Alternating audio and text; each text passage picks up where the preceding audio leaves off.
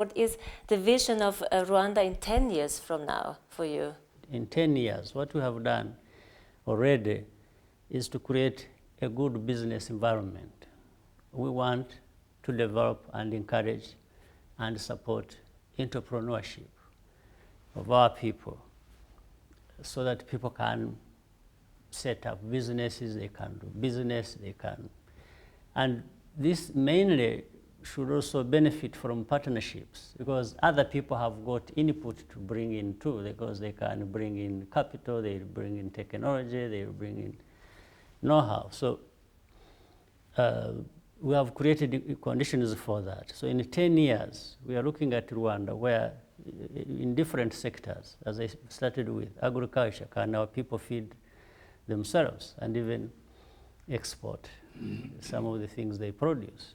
And are they benefiting from agriculture in terms of improving their incomes?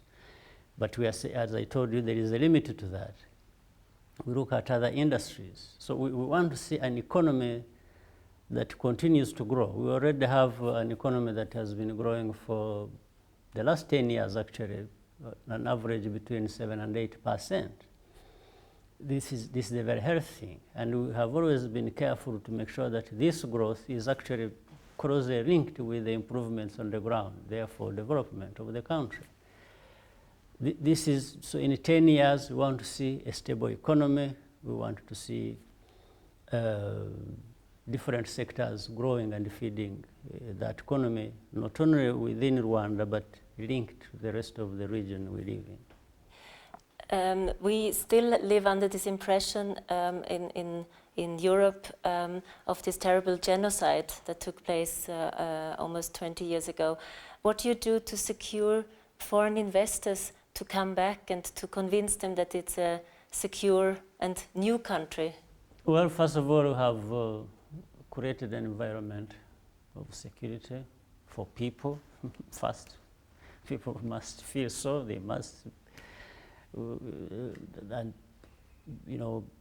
physical security and other kinds of security. Even the fact that people can have food and get employment and get involved in different activities and that benefit them, it is part of that security system we are talking about. Second, we have put in place an environment, we have created a country of laws, if you will. We have created a set of laws that reassure people that if anything goes wrong, there is where you can go and have it transparently sorted out so that the parties concerned will feel happy that something has been done that creates security in people's thinking. We have now, in business, there are many things, therefore, which is that security which you are talking about that has many elements to it. But there is also the infrastructure that is required, depending on what people want to do. We've been building infrastructure, roads, communications, making sure that energy, we are continuing to invest in production, in making sure that we generate sufficient electricity to power different activities in the economy. So this is what, and then putting there good business environment where people really know what to expect when they are doing what they feel free to do here. This has been remarkable in the last few years. But there were decades of hatred and corruptions before that. How do you change people? Well, it's all about, you see, countries cannot be led without vision, without a clear sense of where people need to do, what people need to do and where they need to go. Second to that, people need to talk about what has happened to them and why and what is it that they want. And leaders of any society need to be preoccupied with this. How do they connect with the people to the extent that they all figure out what the problem has been and how they need to overcome that for the better future. This is what we have been engaged in for the last years, engaging our people, soul searching, asking ourselves, what is it that went wrong? Why did it go wrong? What is it that we can do to avoid a repeat of what happened to us? So this is the drive behind whatever is being done here. In fact, it answers partly the question he was talking about. The reassurance of not repeating the past mistake is getting to understand it and then doing the opposite of what caused it. This is what we've been involved in for quite some time. And it is work in progress. It's not one thing that you've done it in 2 years and that's the end of it. You keep improving on it. How do you make sure it's a long-lasting process and it's not just like an imposed duty on the people?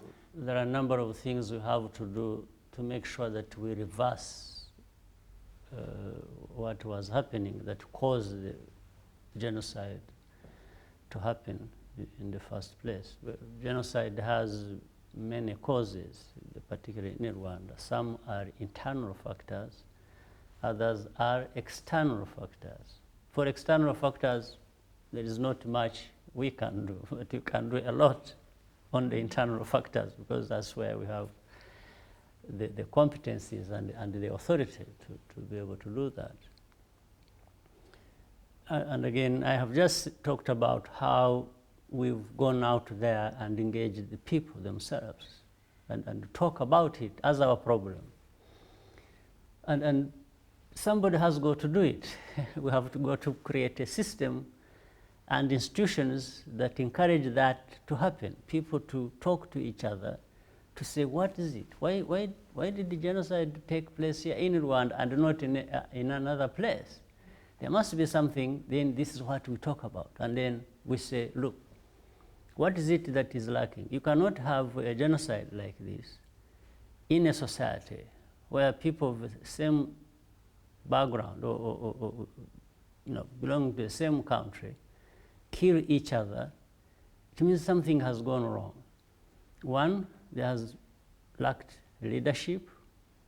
Leaders who lead people here must have done something wrong or allowed something wrong to happen. People themselves were brought up in a very bad environment to this extent that even when leaders led them wrongly, they were not able to say no. If they just told them, you go and kill your neighbor, they went and killed the neighbor. Because the upbringing was such that they did not develop that understanding and did not have the power or the means to say, if we are told to do wrong things, even if by leaders, you can say, no, but that's wrong. I can't do it. So sometimes this is where you really sympathize with the people, because there's people who are used to do that. So with this knowledge, therefore, there is no issue of imposition, that you impose people and tell people you reconcile. You can't force it. First of all, you can't get good results with reconciliation when you have forced it to happen. It just won't happen. So you get to involve people because it's the people that are involved in the first place. It's here where people killed other people that you have got to start from. So first of all, it is a complex problem and process, but it is not insurmountable. It's something you can work on, and in fact, what we have achieved already is proof to the fact that it is possible.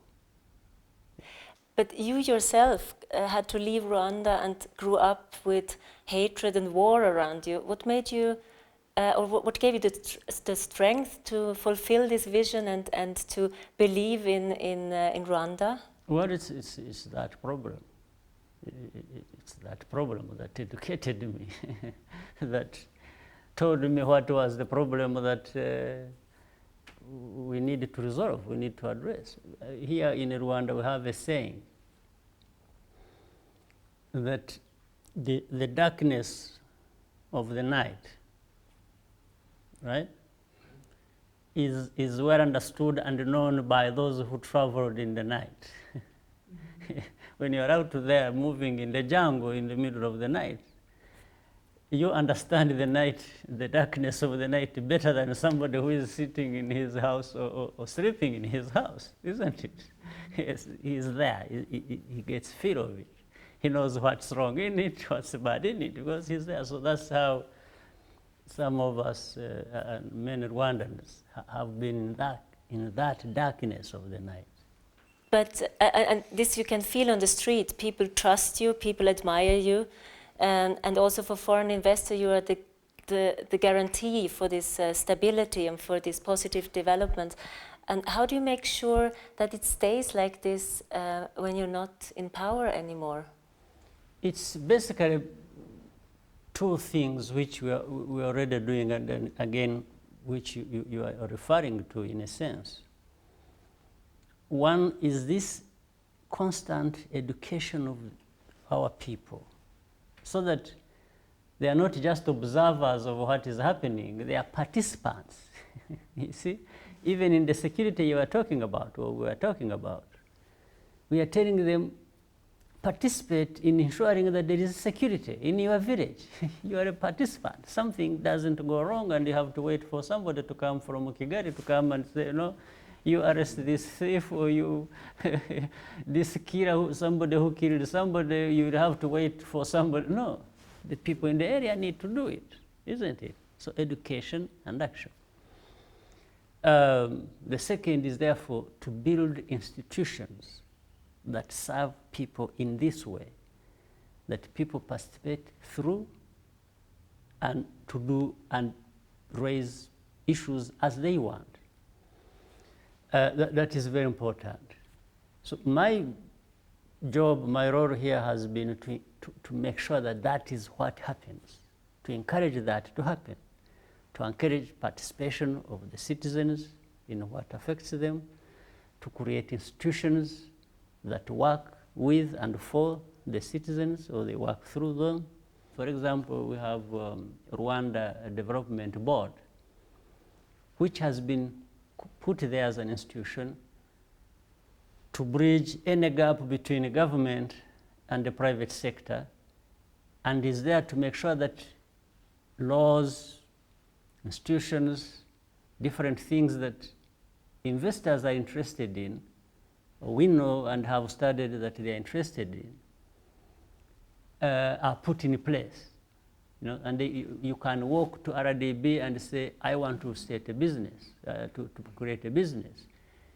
What is my specialty, what I want is in this sector. And then you say, tell me, what is it to expect in that sector? They'll go through that for you in detail. And then you say, oh, but I want to create a company. They say, this is the best way to create a company here. They will do it in a matter of hours, and so on and so forth. So my job was to make sure that those things are there that help people like that. You see? So they help people to do that, whether I'm in the country or I'm out of the country traveling and doing other things. I don't even have to know what is going on. So this shows you, therefore, that my job has been to create these things, and some of these things will continue maybe to work better when I'm not there. Much as you always, of course, there is always, of course, if issues to talk about, because somebody else may come and run down everything, or doesn't allow things to happen the way they should be happening. This one I cannot tell. I'm not God. I don't create people. I don't tell the future. I can. But we do the best we can to raise the level of predictability. You know, once you've created awareness in people and they know what is good for them and they want to do it, you have created institutions and those institutions serve them. The rest you pray to God and say, I'm sure these things can take us very far. And how can you work on that people in the world will realize again, what's going on? well, I think what you're talking about is a communication problem. Well, we may not be good at that. Maybe we are not good at that. But there are various reasons that contribute to what happens here not getting out there to be known. There are various reasons. One is maybe we are not able or we don't communicate enough or we don't know how to do it well. That might be our weakness. The second is it is important that maybe other people other than Rwandans communicate that than ourselves. When we do that as Rwandans, well, everybody says, yeah, this one is, yeah, they have to tell us this. You see, this is one of the problems. The other is, there is also an issue that is very complex and much bigger than maybe I would be able to put it. You see, Rwanda and Africa as a whole has been, Rwanda and Africa have been designed to be understood in a certain light by some people, no matter what happens. You see? It's like in Africa, nothing works. Mm-hmm. In Africa is corruption. In Africa is, sure. You know, and it has been going on for decades. And even the people who have been here, who have seen, when they get back there, that's the same thing. They compare to Nigeria, yes. to Congo, I don't know what. All kinds of things. Yes. And it's difficult to understand that there is such a tiny little country in Africa. This is different. Yes, where so things could be happening. Yes. But it needs a person like you. It needs a figure who is like a role model, because I think maybe the rest of the world has seen bad role models in Africa and they cling to those bad images. So I think it's... Yeah, but there have been very bad role models outside there where they live. Why don't they keep saying the same things they have known? There's something unfair about it. I think it's not correct. But they have seen bad people, sure, but bad people are all over the world. When people talk about corruption, which we have had and have been fighting and so on, here in Rwanda, tell me which country where there is no corruption. And I'll tell you even the recent scandals all over the place. Everywhere. Everywhere. Everywhere. But a little more or a little less. Yeah. But a little corruption is always there. It's always there. So therefore I'm saying we are... But the most important thing, I think, I shouldn't miss saying this. More than talk about things, we should do things, right? No, so if we keep doing the good things, if we keep making progress, and we keep getting good results, and we move on, and people's lives are shaped and improved, and you see, no matter how much in terms of lies you tell about this place, one day the truth will come out. It will only be, a question of time. You see? So, but if people spend so much time wanting to tell a good story, sometimes they even tell good stories that are not there. You see, but the truth will again also catch up with them. If you tell things that are not there, because we have seen it again, by the way, in Africa, where the outside world has been, talking about some places, almost to an extent that you think this is a paradise.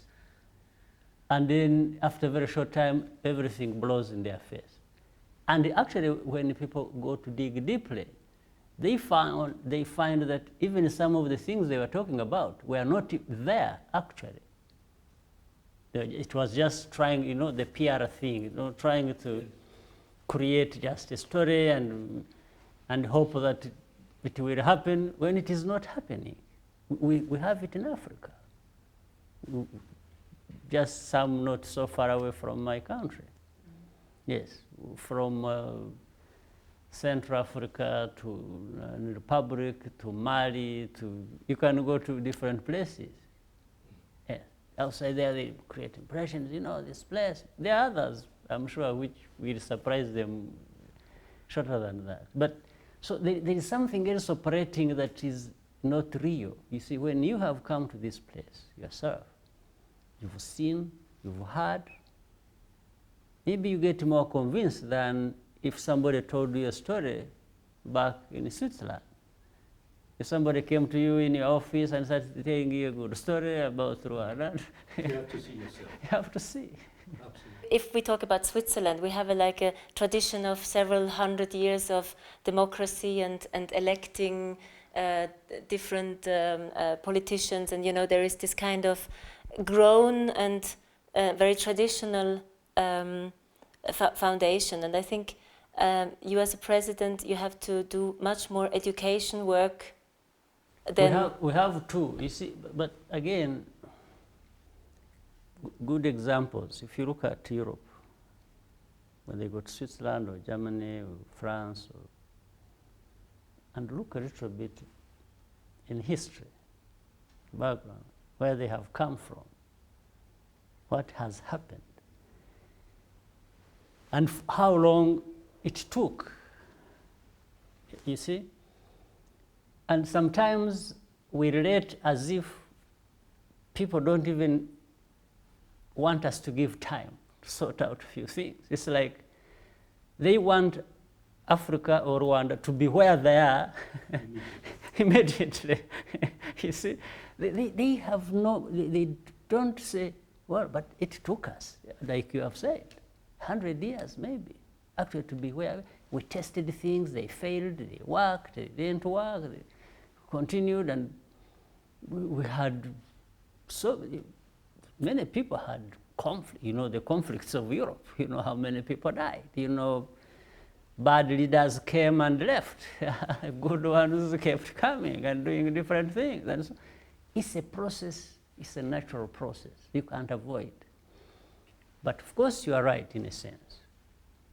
We can't be in this day and age and be thinking of having to go through 100 years like the other city. No.